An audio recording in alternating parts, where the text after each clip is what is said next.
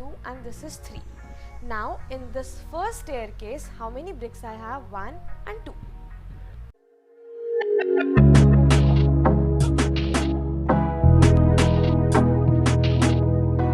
Hello everybody, welcome to our channel Easy Shala, where we say that we make things easier for you to understand. So welcome here where we are continuing our first topic, first session, that is arithmetic progression. But before starting anything, whosoever is new with us, I want to say that please subscribe our channel, do like, comment and share as much as possible. We will surely grow into a big family soon. So I'm waiting for that day. So whosoever wants to book a free trial class with us, do contact us through various mediums and have so much activities together. So coming back, what we are going to start today? Arithmetic progression. So this is our first session today.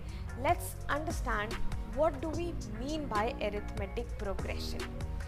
Just like I always told you the literal meaning of any chapter, similarly today also we will understand the literal meaning of arithmetic progression. समझ लेते हैं कि इसका मतलब क्या है. तो arithmetic से आपको क्या समझ आता है? जब भी आप बोलते हो तो what do you understand by it? Whenever we are talking about some numbers. And what do we mean by progress or progression? Progress means to go ahead, मतलब आगे बढ़ना. So what does arithmetic progression means? In numbers you are increasing, right? So now let us see what does that increase means. Increase can be like, I can write 1, 2, then 5, then 9. This is also increase. But this is not arithmetic progression. So for understanding what do we mean by arithmetic progression, let's understand it with our daily life example. Let's take the example of the staircase. Everybody is having staircase in their home, so everybody can relate. This is my staircase 1, this is 2 and this is 3.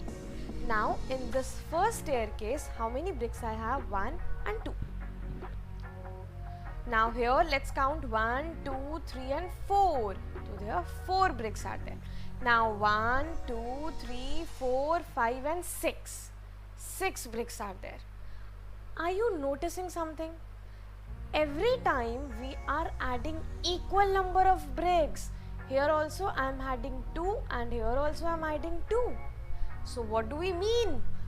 Now we are able to understand that yes, arithmetic progression is a series in which there is a progression of equal numbers.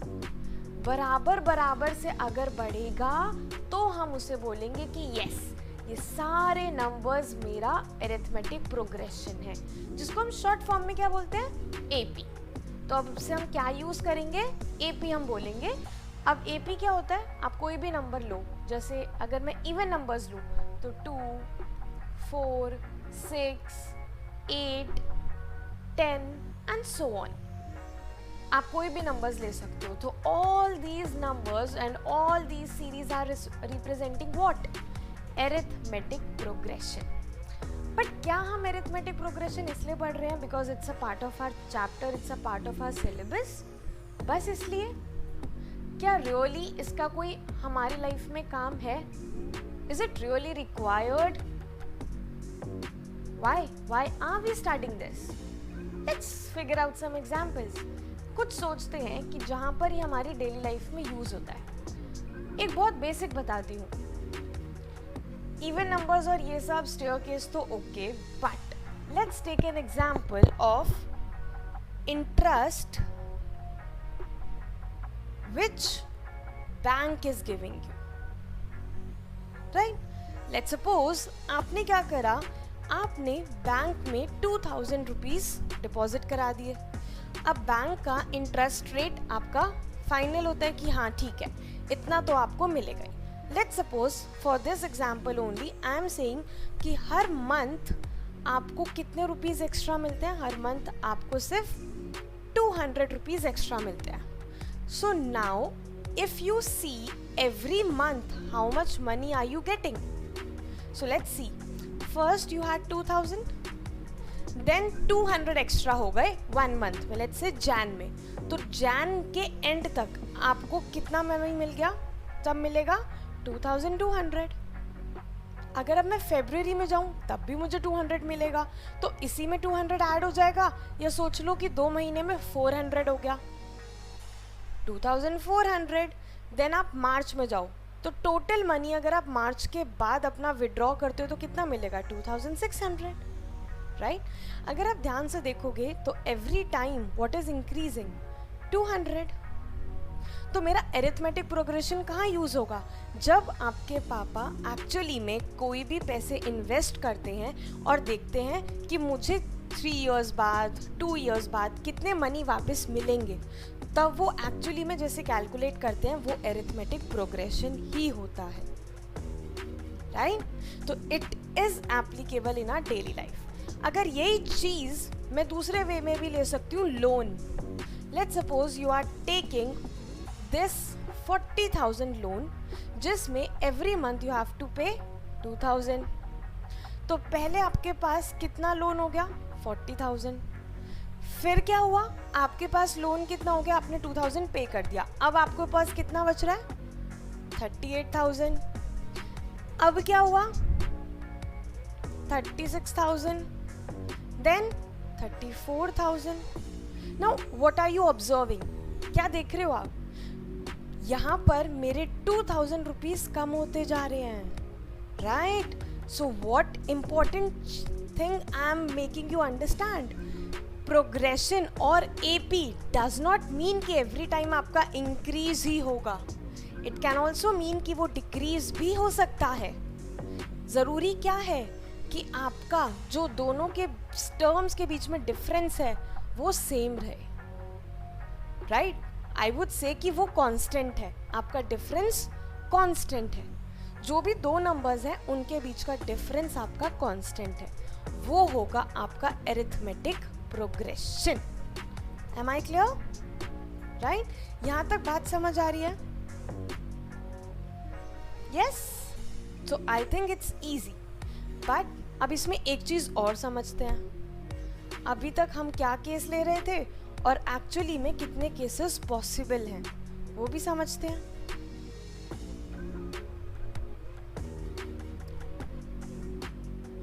C, understand what happens is, suppose मैं बात करती हूँ loan की.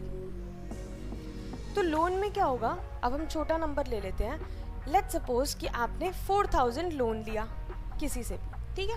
आपको हर month अपना 500 पे करना था, तो नेक्स्ट मंथ आपका बचा 3500, फिर 3000, फिर 2500, फिर 2000, फिर 1500. I am writing it here, then sorry this is not 1000, then we have 1000, then we have 500 and last we have 0. क्या अब मैं 0 से और कम पे जा सकती हूँ? नहीं, क्योंकि इसके आगे मैं और कुछ नहीं लिख सकती, तो इसको हम बोलेंगे फाइनाइट AP. फाइनाइट क्यों? क्योंकि इसके नंबर ऑफ टर्म्स लिमिटेड हैं, मैं इससे ज़्यादा नहीं कर सकती. पर इसी के जगह अगर मैं इवन नंबर्स को कंसिडर करूं तो like 2, 4, 6, 8 and so on. Even numbers कभी ख़त्म थोड़ी ना होंगे. So this is infinite AP. Right? What is finite? What is infinite? I hope you are able to understand. Easy हो रहा है ना. हर बारी हम नेक्स्ट टर्म बता सकते हैं अगर मुझे पता है कि डिफरेंस कितना है, राइट. तो इसी के बेसिस पर एक क्वेश्चन समझाती हूँ मैं आपको जो आता है, जो जनरली आता है. एक मैं आपको करके दिखाऊंगी and again the same procedure. कुछ क्वेश्चंस आपको होमवर्क में मिलेंगे. क्या होगा, कंसिडर मैं आपको एक AP देती हूँ and AP is 2, 5, 8, 11, 14 and so on. Now they are asking you write other 3 terms after 14. तो यहाँ पर मुझे क्या ज़रूरी है, फाइंड करना कि मेरा नंबर का कितना डिफरेंस है. इम्पॉर्टेंट ये है कि यहाँ पर आपका फर्स्ट टर्म होता है जिसको हम A लिखते हैं, या आप एग्जैक्टली लिख सकते हो A1, वो आपका 2 है, और A2 मतलब सेकेंड टर्म आपका क्या है 5. आपको कैसे पता चलेगा कि आपका डिफरेंस या कॉमन डिफरेंस जिसको हम बोलते हैं वो क्या है, जब आप दोनों नंबर्स को सब्ट्रैक्ट करोगे. तो ऑलवेज रिमेंबर कि मैं कभी भी 2 - 5 नहीं करूँगी, मैं हमेशा 5 - 2 करूँगी. मतलब next term minus first term. तो मेरा कॉमन डिफरेंस कितना आया 3. तो 14 के बाद अगर आप 3 ऐड कर दोगे तो 17, फिर आप 17 के बाद 3 ऐड कर दोगे तो 20, और 20 के बाद 3 ऐड कर दोगे तो 23. तो 14 के बाद की 3 टर्म्स मिल गई. यस, इजी इजी हो गया ना. Yes, right. तो अब हम इसी टाइप का एक क्वेश्चन करके देखेंगे कि हमारा कैसे हो सकता है. तो तब हमारे लिए एक समझना और सॉल्व करना. I would say AP is very easy. आप बहुत आसानी से सॉल्व कर सकते हो.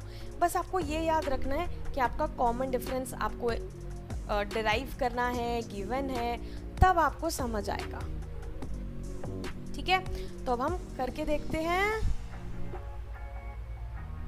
कुछ क्वेश्चन करते हैं. जो the question is now again the same type of question. In AP, A is 15 and I have given you D is equal to -2.